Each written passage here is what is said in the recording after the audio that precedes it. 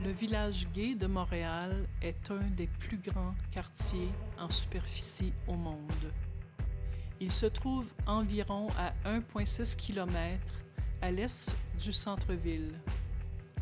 Le quartier est situé sur la rue Sainte-Catherine, entre les stations de métro Berry-UQAM, Baudry et Papineau. L'expression « le village de l'Est » a été créée par le propriétaire original du bar KOX pour une publicité. Son intention était d'attirer une communauté excitante et vivante comme le East Village à New York.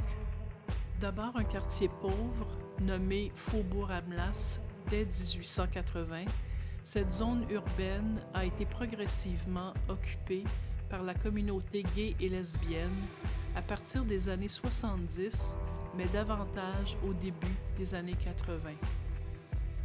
Cette occupation fait suite à la migration vers l'est de la ville des commerces gays situés aux alentours du boulevard Saint-Laurent, appelé la Maine, et du centre-ville. Il semble que ce déplacement des commerces vers le village actuel soit plus lié au prix des loyers commerciaux élevés que pour des raisons sociales. Néanmoins, certains considèrent que les nombreuses descentes de police et la mobilisation du mouvement gay en réaction à cette brutalité au cours des années 70 amènent les personnes LGBTQ à se regrouper géographiquement pour adopter des espaces leur offrant une plus grande sécurité. Les gays et lesbiennes vivent dans tous les secteurs de la ville où ils sont généralement acceptés. Par ailleurs, le quartier gay se caractérise par un espace urbain diversifié avec une signature visuelle forte. Des initiatives d'art public améliorent le cadre visuel du quartier et lui donnent un caractère plus artistique.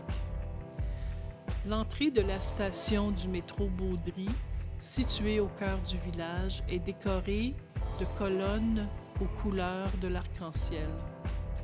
Le quartier compte plusieurs peintures murales.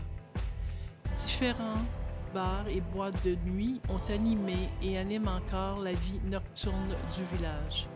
Il existe également une grande variété de boutiques, restaurants, cafés, chambres d'hôtes et d'hôtels pour la communauté.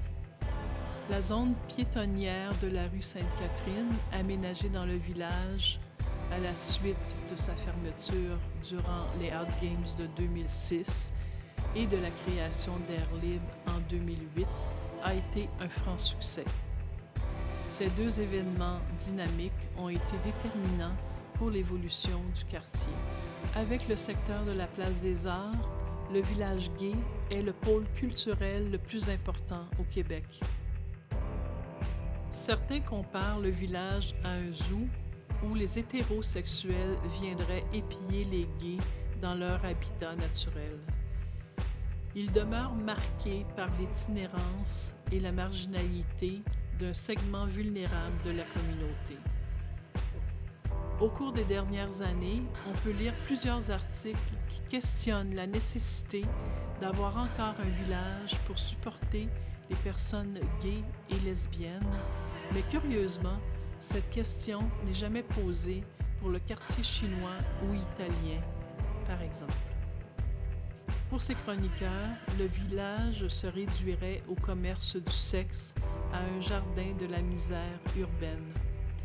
Ils sont aveugles du charme de la culture vibrante, des restos et des cafés remplis de résidents et de touristes. Ils passent sous silence les problèmes que chaque quartier de la ville doit combattre également. Grâce aux récents investissements gouvernementaux et de la Ville de Montréal, cette zone a été rénovée.